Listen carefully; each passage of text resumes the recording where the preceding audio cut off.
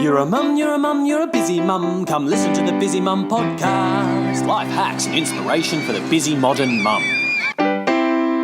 Welcome to the latest episode of the Busy Mum podcast. Just before we get into this interview, I will be releasing new episodes each Monday morning, just like clockwork. Also, if you don't want to miss an episode, subscribe to my iTunes channel, The Busy Mum Podcast.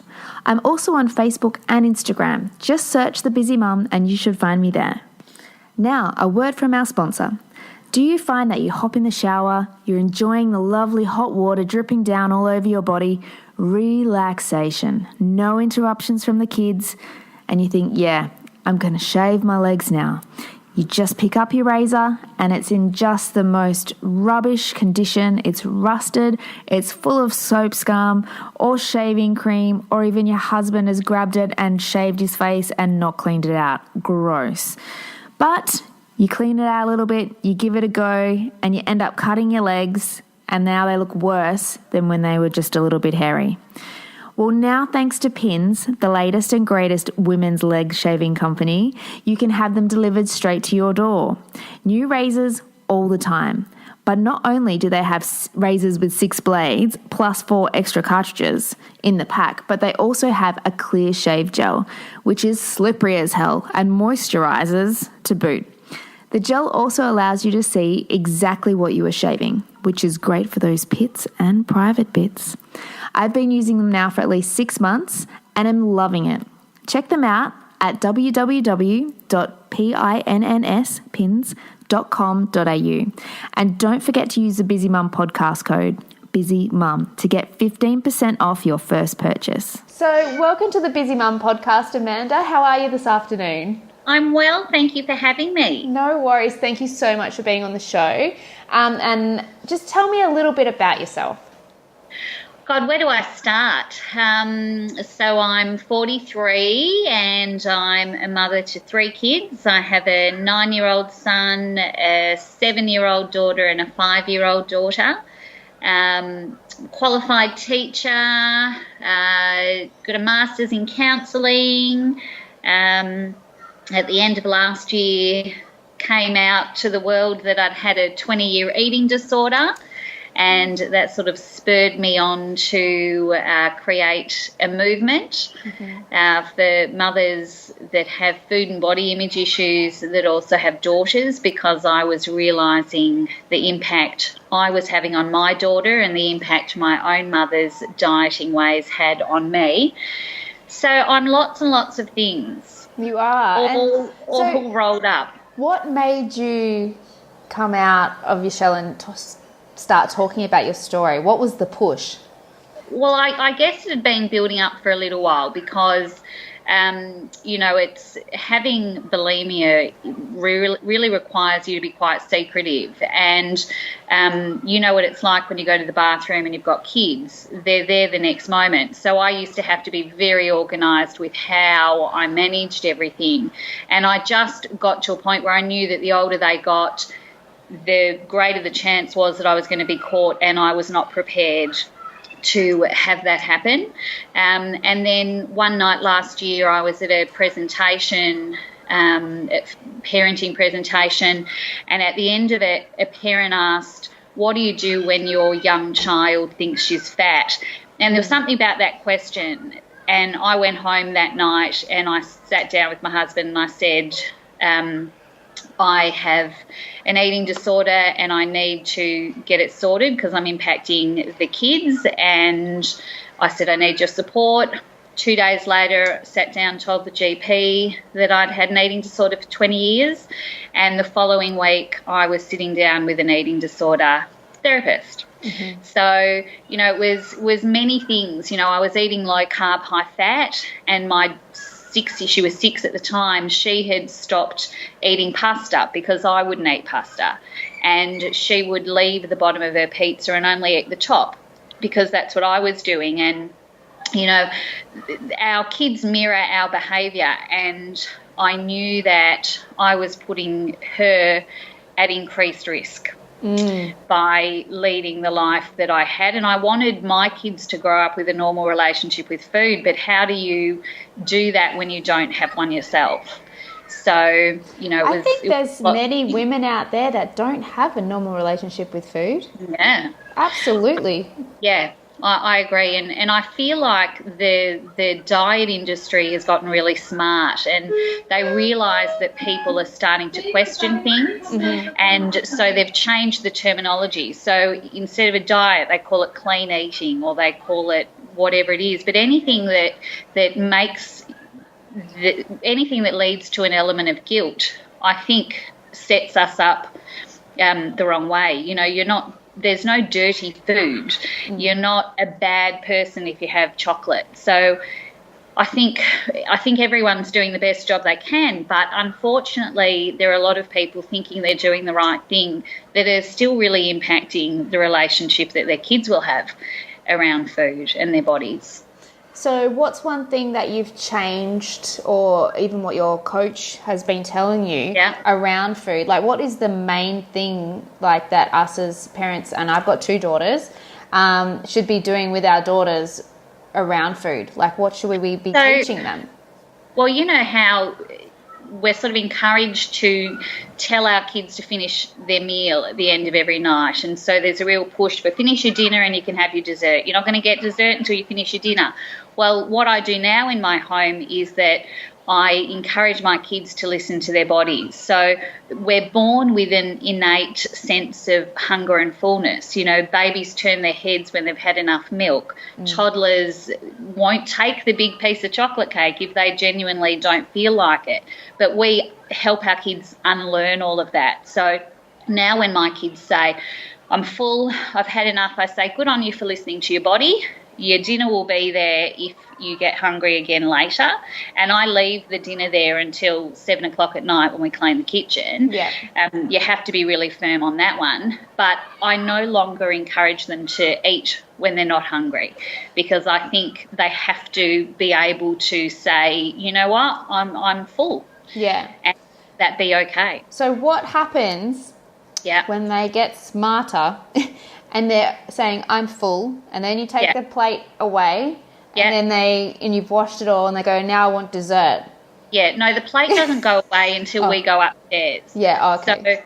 So, we pack up downstairs at 7 o'clock, and then we go upstairs and we watch a little bit of Nick Jr. or whatever is on for a little bit before bed. We do teeth and all of that stuff, but the plate stays there. And then if we have cleaned up earlier and they want something, we say it's too late. You had your chance, you weren't hungry, you wait till the morning. Kids in Africa don't die after they've had food to eat and they miss out on dessert. We know that they will be okay. You got to sort of let go of that mother guilt sometimes. And I think kids learn by their actions. So you can say to them next time, remember what happened? You got really hungry and you went to bed and you didn't have anything. Remember that this time. Yeah. I do say to my kids when they come home with a full lunchbox and they go, I'm starving. I go, let's have a look at your lunchbox. And they'll leave all the healthy stuff. And I'll be like, well, you can eat that and then we can find something else for you. Yeah. But one thing I do in my household is I make them wash up. Do the dishes if they want dessert. So I make them work for it. Yeah. I don't know if that's a good thing or not, but I'm kind of sick of doing it myself. Yeah. Yeah, well, if I didn't have a dishwasher, I'm not sure I would ever use the kitchen. So I think getting them to help out is absolutely, when my kids say to me, I did the dishwasher yesterday, I say, and I cooked yesterday. Yeah. You want to eat again? We got to do stuff around here. It's not, there's no magic fairy. Just because I'm a mum doesn't mean I love to cook for you.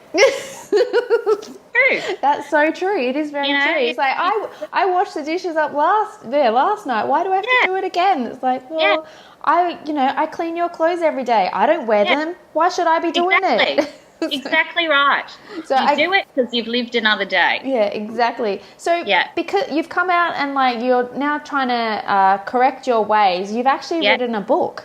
I have. About it, called Mirror, Mirror on My Wall. Tell me about the book.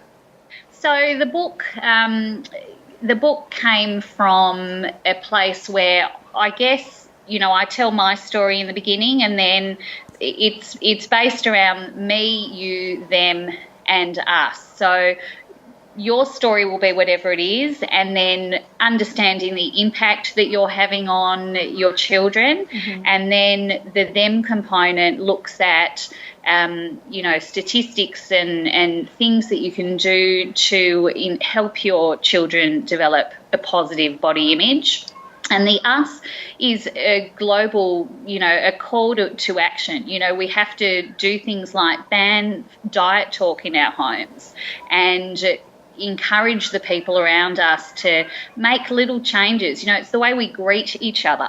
We greet each other. One of the best greetings to get is, "You look beautiful. Have you lost weight?" Well, our little girls are standing there hearing the importance of our looks. And when we greet little girls saying, "Oh my goodness, look how pretty you look in your dress," we're reinforcing the importance of their looks. We don't do that to boys.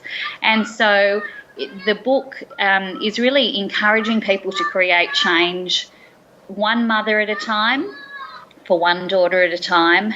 And, it's such a big issue. It's one of those issues that you could say we're never going to change it. The diet industry is massive. We're not going to create change. But if I can help one mum and one daughter and they pass it on and help one mum and one daughter, then we're doing... Yeah. Yeah, absolutely.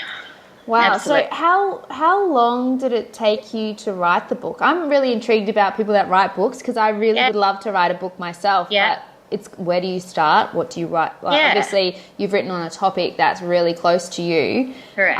But how long did it take you to write the book? It actually didn't take very long. It took a few months.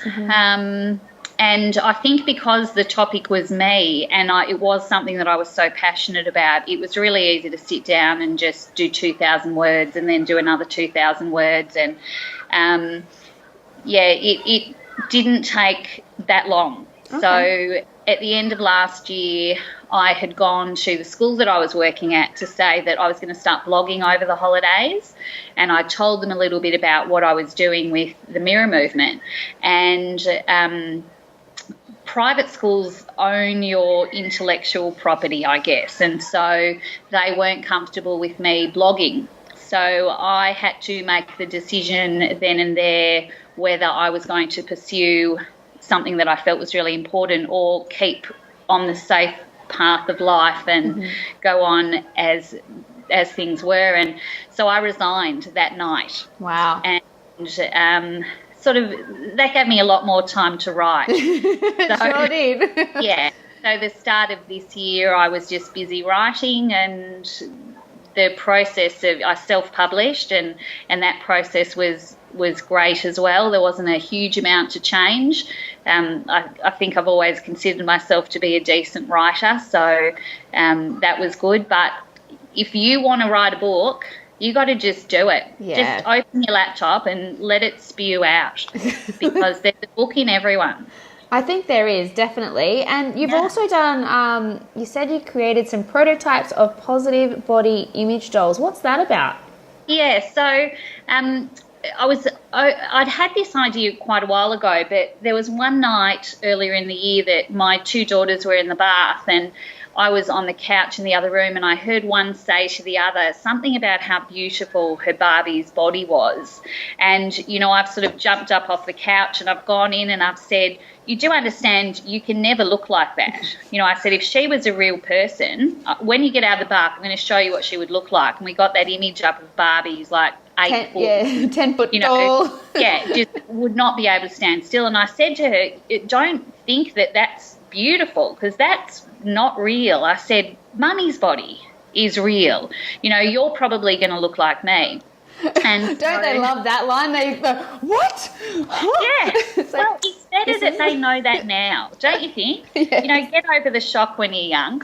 So I developed these prototypes of Barbies, of dolls that were larger than curvy Barbie. So curvy Barbie's still about a size 10. So I created these dolls based around the shapes of fruit. So one was an apple, so she has a larger upper body. One was a pear, so she's got a hippier pear-shaped frame. And I went to China, created the prototypes, and I wanted these dolls to be so much more than dolls. So I wanted them to have a backstory. Yeah. So I wanted kids to love the dolls because they're amazing people who have awesome jobs and exercise because they love it. And I really wanted to inspire kids that way. I launched a Kickstarter campaign. Unfortunately, Kickstarter's not very well known in Australia. Yeah, I know. And so it didn't take off. But I've written the dolls into the book. So I still would like at some point to be able to find a way to fund those dolls, because I think they're a really important teaching tool, and especially with a lot of the research talking about 3 and 4 year olds being at greatest risk around body image. Wow, and 3 and 4. You have to ask yourself, where's that coming from? It's not coming from school, it's coming from home. You know, kids are picking up on the size bias that women have. You know, when we make a comment, somebody shouldn't be wearing that. Kids are hearing that. Kids are saying things. And so if we can create conversation and change around play, I think that would be an awesome thing. Yeah, absolutely.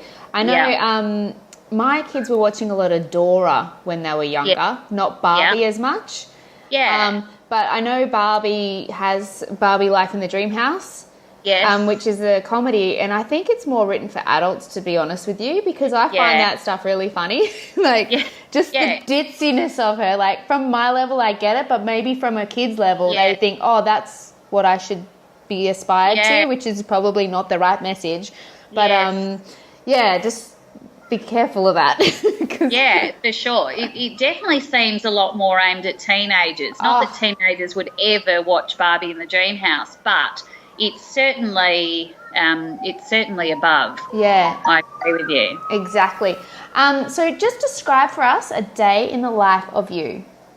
So a day in the life of me consists of the alarm going off at 5:30. That is super early. It is super early, but that's when I go to the gym, which is around the corner from home. I do get there at 5:45 and I'm back home by about 10 to 7. And because I'm relief teaching, I never know when I'm going to get a phone call or not. So at least that way I've done my exercise. One of the things that really changed for me with exercise was that I now enjoy exercise because it's good for my health. I only used to exercise between September and March. I'd lose 5 kilos for my holiday, and then I'd put it on over the rest of the year, go back in September. And so for me it was cycle. Never understand why there were people that went all year round. I do it for my mental health. So I don't go ballistic at my children. And I do that now too. So get up, have coffee, shower, dress, depending on the day. Sometimes I teach, sometimes I don't. If I'm home, I'm hanging out with my 5-year-old Charlie girl. And then it's just Groundhog Day. The kids come home from school, we make the lunches, we make dinner, we go to bed, blah, blah, blah, all of that. Yeah, nothing overly exciting. Okay, cool. And what's the best advice you've ever received? I do remember answering that question. Unfortunately, I can't remember exactly what I said, but I think being consistent with whatever it is that you're doing. So is that anything that I said when I... Would you like me to read it out? Being consistent is a fantastic, bit of advice, because with everything, eating, exercise, personal hygiene, everything, being consistent will, give you the results you want, especially like writing a book. Get up every day, write 2,000 words. Get up every day, get it done. Exactly. So you're I think not to do anything for your kids that they can't do for themselves. Yes, that's a really big one. So there are announcements. That's all right. You're just a little disclaimer. She's at school. This is what happens when people are at school. It's just announcements and bells and kids and life. Lunchtime in the classroom. So I guess I encourage my kids to do the things that they're able to do, and I had a standoff with my son for quite a while because he refused to butter his toast. He would say, I can't do it. He's 9 years old. And so I said to him, well, I'm not making you toast. I'll put in the toaster for you, but you're going to butter it yourself. And he said, well, then I'm not going to have toast. So this went on for months. He'd say, Mum, can you make my toast? Can you butter it for me? And I'd say, no, you can do it yourself. And he said, well, then I'm never going to eat toast again. And I said, well, that doesn't affect my life one bit, so no problem. And then eventually, after quite a few months, he started doing it. Was he like, I miss toast so much, Mum? Yeah. So I think anything that they can do, you let them do, because I think we have this thing as parents where we want to do everything for our kids and we want them not to suffer and we want them to have good lives. And I think kids are doing a lot less than we probably did as kids. The expectation on them is less, which is why they complain if they have to do the dishwasher 2 days in a row or things like that. But I think that's a really important thing, to let them be independent, I guess. Well, you've got to teach them to be good citizens of the world, don't you? And you sure do. That starts at home. Like the other day, my youngest daughter, who's 6, screamed at me for an hour while we were in gymnastics. And I'm like, honey, that's not on. As soon as we get home, you're going to bath yourself, dry yourself, get yourself pajamas, brush your own teeth and put yourself to bed without dinner, because that behaviour I'm not accepting. Yeah. And she did it. She did it because she knew deep down what she did was wrong. Yeah. And Mummy was super angry. I was so angry. And she'll be better off for you letting her experience that. Yeah. Well, let's see. She might do it again. I don't know. I'll do the same thing. Yeah, exactly. But how many parents would say, oh, darling, come and eat something and don't worry about that. Next time you won't do it again. And the kid's like, got you. Yeah, I felt bad. I felt bad that night. I did, with my wine, watching Netflix. Yeah. I was like, oh, my God. Yeah. So, extra wine and you stop feeling so bad about it. Exactly. So are you reading any books or watching any TV yourself? I wish that I had the energy at the end of the day to read a book or watch something on TV. I can't stay awake for a movie. It just never happens. Because I get up so early, my kids are in bed at 7:30. I'm in bed at 7:35. Oh, what? Yeah, so I go into bed at 7:35. I watch the 7:30 report. I watch Four Corners or whatever is on next, and around 8:25 I start to get a bit sleepy, and that's when I set the timer on my TV to go off within the hour, and I'm usually out about 5 minutes later. Oh, wow. That's so good. That is super good to, like... Yeah. Oh, sleep is, a godsend, really, isn't it? We all really need it. And I love having it. Yeah. So, it's my me time. Yeah, I was talking to my dad just recently about, the residual sleep deficit or something. Like after you've had kids and you've raised them for like 20 years, like 'cause he sleeps like in the mornings. He's over at the moment, and my kids are like, "Why is Poppy always sleeping?" I'm like, "Honey, because we used to keep him up like you keep us up, and he's just catching up on sleep." Yeah, and it's a real thing. And they go to bed so late. I know my mum she doesn't go to bed till about 1 o'clock. Yeah. Become a teenager. Yeah, exactly. Yeah. So you age backwards. Yes, please. Yeah. So over night time, you're obviously cooking meals. What's your go-to recipe, or are you really into meal prep? Are you one of those? I'm certainly a daytime meal prepper. Like I always make sure that I've made my lunch and everything. Like I even peel my own mandarins the day before because I just can't be bothered doing it that day. So I like an easy life. We've got a few go-tos. There's always spag bowl. We usually do a stir fry, which is really easy because I buy the stir fry vegetables in the frozen pack, which are really nice veggies in there. We're big fans of chicken breasts, so we do homemade nuggets one night and we'll do schnitzel one night just by cutting it a different way. And the kids think that's fabulous. And we do homemade chips and, just sort of whatever catches my eye that week when I'm shopping, but it's always along those lines. There'll be noodles, some sort of pasta. And chicken. Something. Yes. I want to get one of those air fryers. Yes. Oh, but we don't have enough room in our kitchen for an air fryer. So every time I see them, I'm like, I want one of them. I want one. They take up a huge amount of space. My husband's a teacher as well, and they had an air fryer and he brought it home for the holidays. I just couldn't, really it just took up. Yeah, too much space. It was too, yeah. But it's a great idea. Yeah, exactly. Yeah. Okay, what's one area of your life you would like to improve? I think that would be my bank balance. And why is that? I gave up a $100,000 a year job at the end of last year to pursue my dreams, and my dreams are not bringing in any money at this point. But I believe that everything takes time to build, and eventually we'll get there. But that would be. We like to take holidays and do all sorts of things that we're not doing at the moment. Well, you're working now, so that's something. That's a start. And you've got a book as well, which you can start to market out and give it a little plug on here as well. So hopefully that will start to generate you some income that you don't have to work so hard for.